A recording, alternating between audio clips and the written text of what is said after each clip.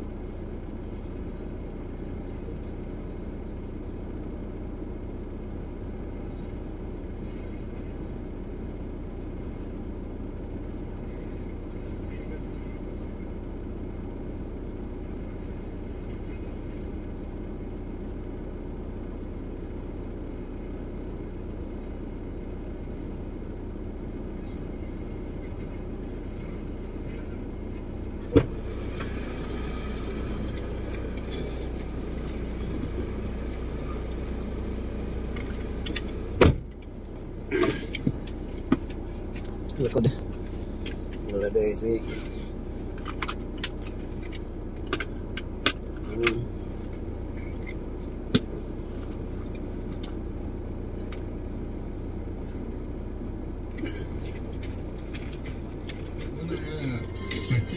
ni David, pero si David may bisita na dito magkapaglaom pinaghatod o pagkaon sa mga magulang, pero naamay mo sa pa naay sa mga Palestinians mga kapatid, mga Palestinians o si David nahagit kayo ano man ang mga pensoon wa man mo tukol managpo man sila magkapaglaom kaya tubang sa kang Gulayat mga karuftam mo to si muna itong paminawan karon si Pastor Marlon Ricarte sa Timeless Truth sa Hope Radio Davao. Ganyan siya, o si David may unsa may akong nabuhat karon o wala ba kapasikaran o so yan may suon mo kapaglaom manong ni ay makadari unsa man kadari o magmasuko yung suon o pero niyon siya na ito niya si Haring Saul mga kapaglaom o niyon si David sa verse 34 si David niyon kang Saul ang imong sulugoon nagpantay sa mga karneros ano ba ay kuan man siya shepherd man siya mga kapaglaom nagbantay sa mga karnero kung siya diya na may anha nga usa ka leon kung usa ka uso o mitukob sa usa ka nating karneros pa nun akong gisunod siya o gibunalan ko siya giluwas sa nating karnero gikan sa baba nini giluwas siya ang nating karnero kay kanon man sa mga mabangis kayo nga mga leon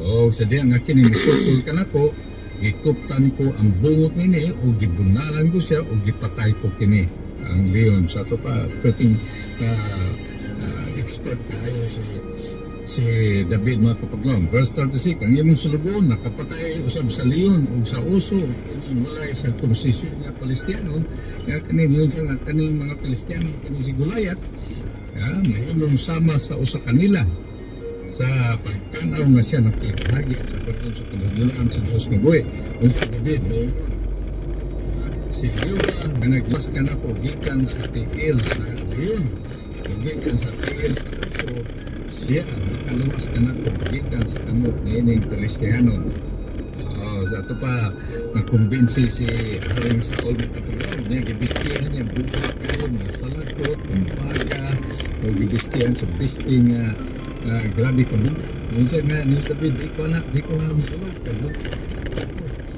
alam ako ordinary lang akong kumon simple lang nag-short pa niya si David ano yan lang sabi so yan ang panahon sa paglingi verse po dito sa paglingi sa Palestinon o paglingi sa Palestinon uy nakita man siya kang David may bata gitamay niya makapaglaom verse po dito kay siya usa lamang kabatanon si David batanon unya mapula ang dagway dumanan sa matahong pa yun nga panagway. Ang gwapo mo si David mga kapaglaom.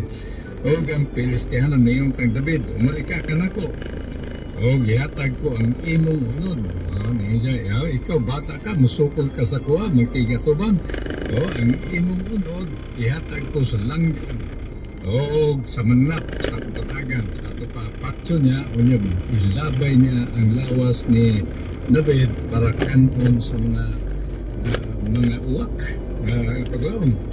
Verse 45, ang bingon si David sa Pilistianon, ikaw may ani ka na ko uban sa usa ka pinuti, o uban usa ka bangkaw, o uban sa usa ka salapong apan ako, may ani ka nimo sa ngalan ni Jehova sa mga panon, ang Diyos sa mga panon sa kasunduluhan sa Israel, nga imong gipanamas-tamasan. Niyan siya nga, mo ba? Sa ito pa, sugo na sila gubat mga kapaglaom. Nitindog na Pilistianon. Niparog na, nilakaw na. Kung miato, may paduol sa pagtagbo kang David mga kapaglaom. Na verse 48.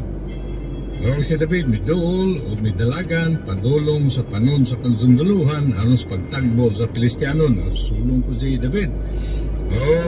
Gikuot ni David ang iyang kamot sa iyang puntil. Ana siya puntil mga kapaglaom. Ikuha niya usab ang bato. Ready na, bato. Duol man si Goliath mga kapaglaom. Hunter git kayo si David, may expert kayo si David. Aning paano sling, no? Sling. Amtik kayo si David mga kapaglaom. Ready na siya. Nana siya sling, nana siya bato, o niya, sige, ngayon si David, duol, sige, duol pag yun, duol, timing yun niya nga, pag tuyok sa iyang sling mga kapaglaom, nanain bato, ni duol man si Goliath mga kapaglaom, gitiruhan niya, mga kapaglaom, o gilabyog niya, o naigo ang Pilistihanon sa iyang agtang. Grabe, agtang sa shooter kayo si David mga kapaglaom. Kay agtang yun, iya yung gi-concentrate ang agtang. Nga dito yun nga ni punta yun na straight yun, na igog yun ang agtang ni Goliath mga kapaglaom. O ang bato, nahilubong. Grabe, nahilubong pag yun. No? Ang bato nalubong sa agtang ni Goliath. Nahisukamod siya, nahiumod, nasukamod sa yuta si Goliath. Ito pa, grabe no? Kay ang agtang maigo ka sa agtang mga kapaglaom. Grabe, tuyok ang iyong pananaw niya. Kusog siya, dako siya bato ang sa sling ni David mga kapaglaom. Gibirahan, busa si David. Verse 15, nakadaog sa Pilistihanon uban sa usa ka buyo o uban sa usa ka bato. O isa lang ka bato ang kapaglaom. Daghang batong nagiandam si David. Kung dili pa niya maigo sa isa ka bato mga kapaglaom, kung siya kuha na po siya isa ka bato, maigo gihapon ito. Maigo ang Pilistihanon nga si Goliath o gipatay siya. Apan walay pinuti diya sa kamot ni David mga kapaglaom. So busa ang Ginoo nakig-uban sa kang David mga kapaglaom kay niyon siya nga nianhi ako pinagi sa nianhi ako ni adlaw pinaagi sa pangalan sa Diyos nga maong Diyos sa mga Israelitas. Muna nga ato masayran nga usa ka panalangin mga kapaglaom.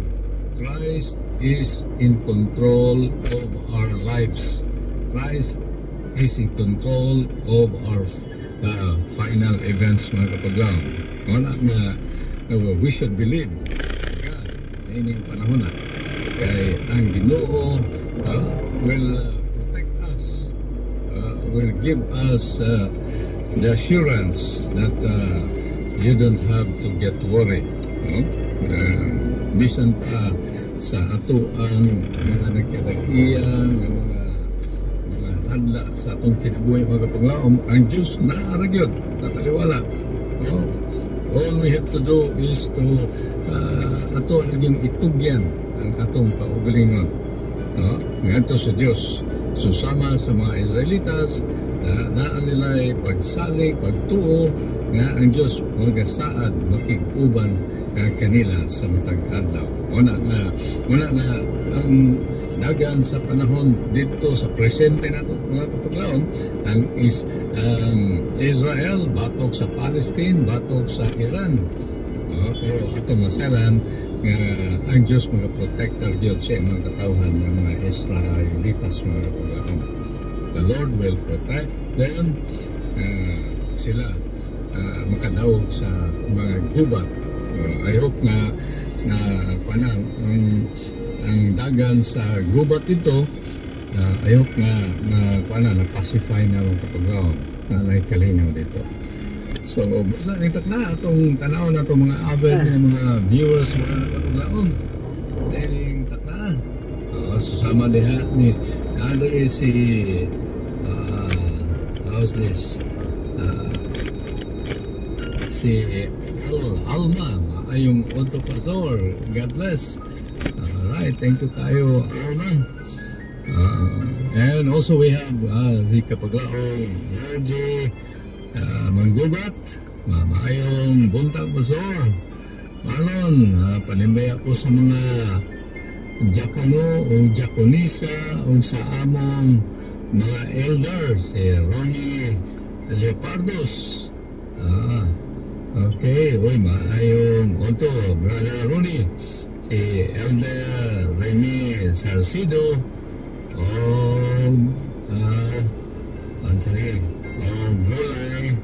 naggulay ni karon. Naggulay daw sila kapaglaon. May ano ka ng mulaw.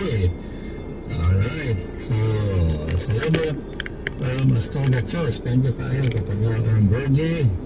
And also we have kapaglaon Jordan Ramos Manaliwan. Happy preparation day pastor sa kanang kapaglaon. Dito ang Ginoo mga panalangin natong tanan. Thank you kapaglaon Jordan. And also si kapaglaon Jimmy sa bandang. God bless everyone. Thank you kapaglaon Star Jim. Kumusta man? Congratulations. Thank you kayo kapaglaon. So alright, so sa dili pa tamo mga kapaglaon, kung ngayon si kapaglaon Jai sa pag-play sa paborito ni kapaglaon Lilian Luzano, kapaglaon Norman Salizi o si kapaglaon Baby Christ ang mananoy og nindot nga awit nga i-play ni kapaglaon Jai karon atong paminawon ni taknaw kapaglaon.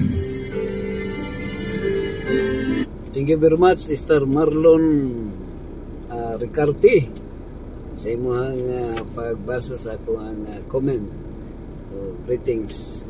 So God bless you sa programang Timeless Truth. Gitipigan dili sama sa dumo sa labi o bulawan ang kalinaw ning tanan maoy akong ampingan kay kini mao ang tanan sa atong kaluwasan gikalimtan ang tanan kung wala ka subo kay aniya si Jesus sa kasing-kasing ko.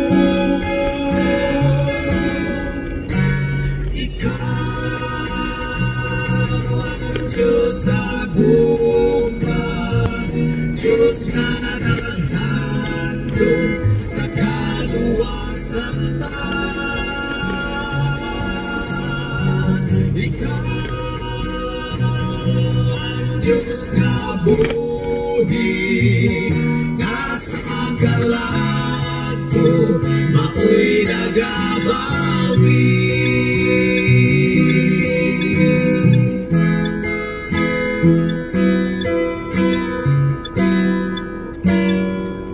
Kay dako ang handom na maangkon ang langit, ikalipay magpuyo nga wala na ikasakit, wala na unyay kamo, dito ang kamatayo.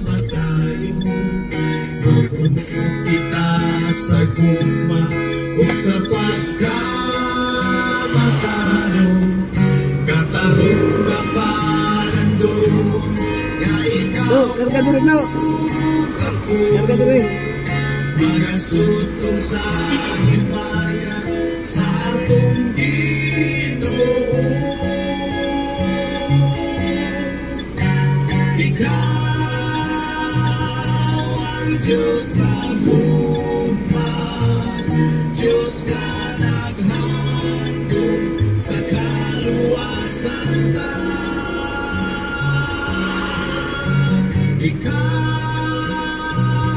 ang Diyos na buhi, nasa kalat. Karga diri to. Karga diri so. Yato tika. Karga diri. Sige, karga diri. Karga diri. Abli. Ya, abli. Diba? Ah.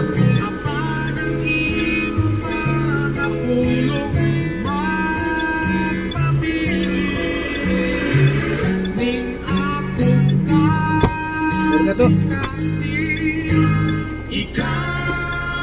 Ikaw ang Diyos sa gugma, Diyos nga naghandom sa kaluwasan ta. Ikaw ang Diyos na buhi, nasa kalat ko, mao'y nagabawi.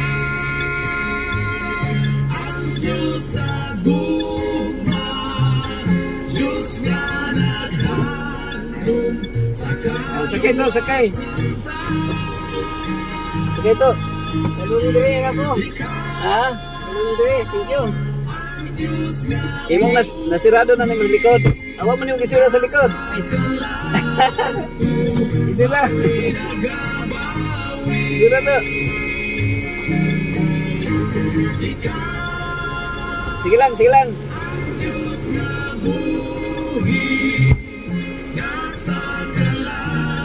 Dili ako kay i-order nila mga bugas ito nga mais. Nakapagaling di ka. Oo. Di basta-basta no. Karon lang ka naabot. Ronald. So imo na i-deliver. Oh, si Sari Villarente. Mga trabante na kapalipot, 5 kilos. So nakasingay di ka. Alright, so daghang kayo salamat. Pila ka sako na yung ipagaling? Mindot nga awit Karon sa grupo. ato niagi kay Nga, Leviticus Mga upat na singers kasako ka na. mga Uy, kapatid. bayog-bay day. karon Ikaw ang Diyos. sa ay mga 70 kilos. So asa ron nimo ibutang na dire. Ikaw, backing lang ko ha. Nagahandom sa Backing ko? kaluwasan sa tao. Backing ra ko to. Ikaw ang Diyos. Sige. Pwede naman. Ay, backing na to. Sa laundry na nimo ibutang. Oo, nga. Unsa man? Unsa man? Ang likod o nga. Ha? Ay, truck ba mapanggaan? Lagay. Nagahiusa sa Mabaking ra man ko. ang programa nga God Dreams. Backing ra ko. Nga everyone. You and me. Si Sari nga Villarente, order ko to. Katong taga Kamos. O, kamos. Pila ka sako? Musta dengan kayong salamat. Siya, ha? Order. Sa last yung last Sa ato pa ugma na kamuli. Adi na, orderin ako sa pa. Bakasyon sa kadiri. Napakoy ko anong pagkaso sa uy. Oh. Okay na? Ba? Sige, banggaan ng... Okay. Ba layo pa. Okay. Oops. Ay, gikan di ay, sir. Di ka ko naghatod sa mga estudyante Asa? sa balay. Ah, Yan na. Friday ron. Humana dahil lang klase. Ah. Okay. Healing hearts, changing